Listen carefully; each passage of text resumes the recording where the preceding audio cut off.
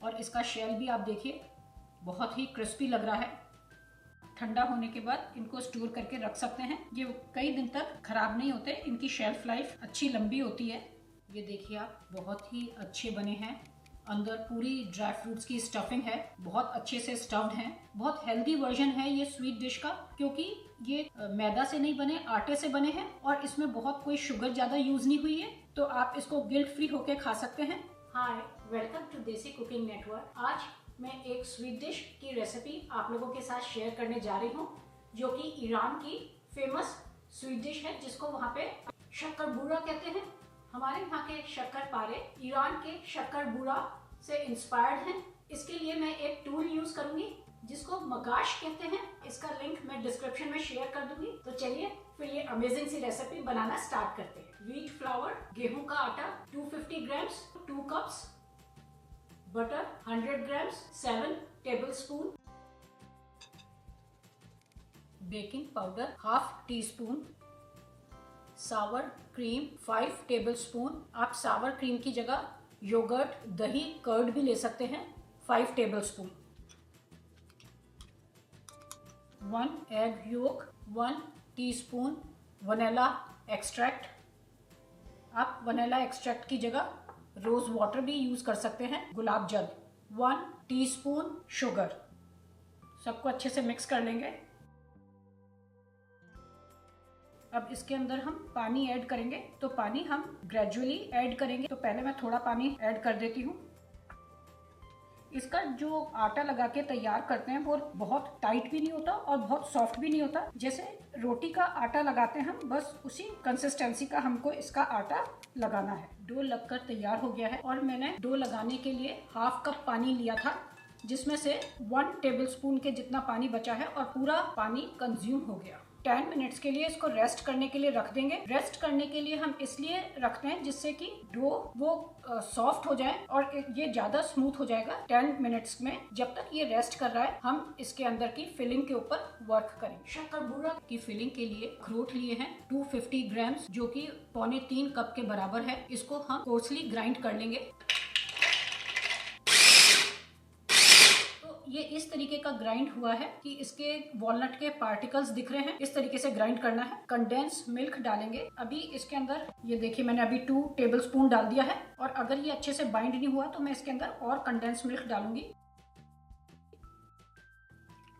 देखिए मैंने इसके अंदर पहले 2 टेबलस्पून कंडेंस मिल्क डाला। अब इसके अंदर हम 3 टेबलस्पून कंडेंस मिल्क और डाल देती हूँ। फिलिंग बनके तैयार हो गई है। चलिए डो को चेक कर लेते हैं। डो बिल्कुल सही लग रहा है। आप देखिए डो को इतना सॉफ्ट होना चाहिए, जैसे आप ऐसे दबाएं, जैसे अपने जब अपन रोटी का आटा लगाते हैं, बिल्कुल उसी तरीके का। बहुत ही अच्छा है। इसको 1-2 बार मैं और नीड कर लूंगी। हम थोड़ा सा घी का हाथ लगा देंगे इसके ऊपर। आप डो को ऐसे ग्रीस कर लें, नीचे की सरफेस को भी ग्रीस कर लें और रोलिंग पिन को भी ग्रीस कर लें, जिससे कि स्प्रेड करना कन्वीनियंट रहे। इसकी शेप की चिंता नहीं करें, क्योंकि हम इसको स्टेंसिल से गोल गोल काटेंगे। हमको इतनी थिकनेस रखनी है शीट की। इस कुकी कटर से मैं इसको काट लूंगी।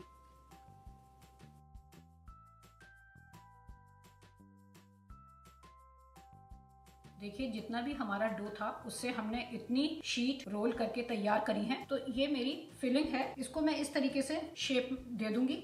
जितनी भी फिलिंग प्रिपेयर की थी उसको इस तरीके से पोर्शन साइज में डिवाइड कर दिया है। इतनी मैंने ये प्रिपेयर की थी शीट, उतनी ही मैंने इसको पोर्शन में डिवाइड कर दिया। मेरी बिल्कुल भी फिलिंग बची नहीं है, तो मेरा जो मेजरमेंट था वो बिल्कुल अप्रोप्रिएट था। अगर आपकी फिलिंग आपको लगता है बहुत पतली है, तो आप इसको थोड़ी देर के लिए फ्रिज में रख दें। 10 मिनट्स के लिए शुगर थोड़ा सॉलिडिफाई हो जाएगी और फिर आपकी फिलिंग अच्छे से बंधने लग जाएगी। इस तरीके से मैं फिलिंग सेंटर में रख दूंगी और इसको उठा के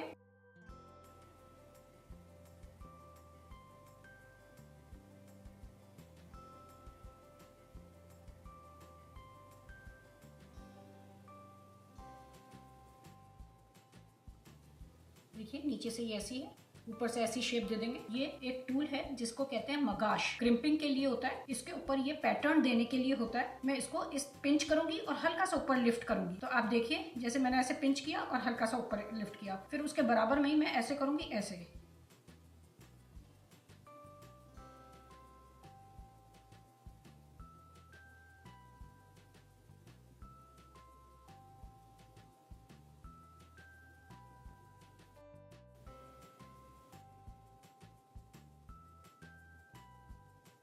ये देखिए, अब मैं इस वाली साइड को यहाँ से करूंगी पिंच।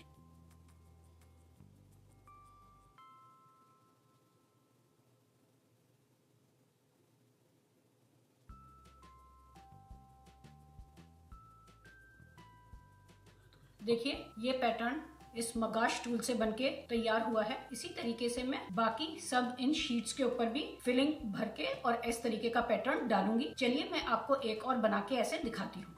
देखिए, ऐसे प्लीट उठाइए, ऐसे दबाइए, फिर उठाइए, दबाइए। इस तरीके से आप प्लीट्स बनाते जाइए और दबाते जाइए। ये इस तरीके का बन गया। अब इसका ऐसे, इसका जो माउथ है उसको इस तरीके से सील कर दीजिए, दबा के अच्छे से दबा दिया, और इसको भी ऊपर की चीज को भी ऐसे नीचे की तरफ प्रेस कर दिया।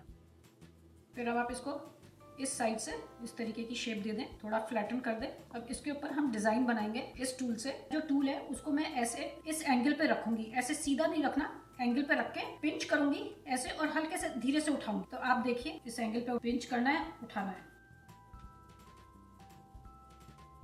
अब हम इसको टर्न कर लेंगे, ऐसे ले आएंगे।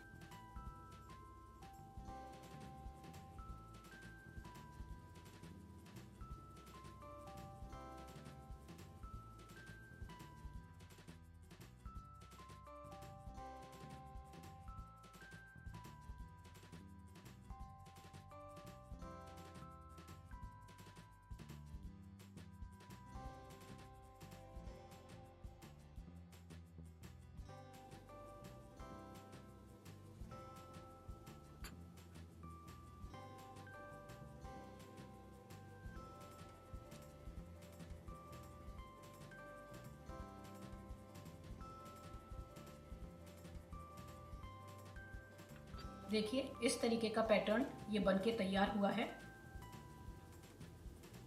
देखिए, सारे शक्करपारे पे डिजाइन लगा दी गई है। अब इनको ओवन में बेक करेंगे। तो अगर आपका ओवन सेंटीग्रेड का है तो इसको 180 डिग्री सेंटीग्रेड पे 30 मिनट्स तक के लिए बेक करेंगे, और अगर आपका ओवन फ़ारेनहाइट का है तो इसको 350 डिग्री फ़ारेनहाइट पे 30 मिनट्स के लिए बेक करेंगे।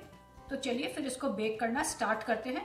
देखिए, ये मेरी बेकिंग ट्रे है, इसके ऊपर मैंने ये पार्चमेंट पेपर, बटर पेपर लगा दिया है।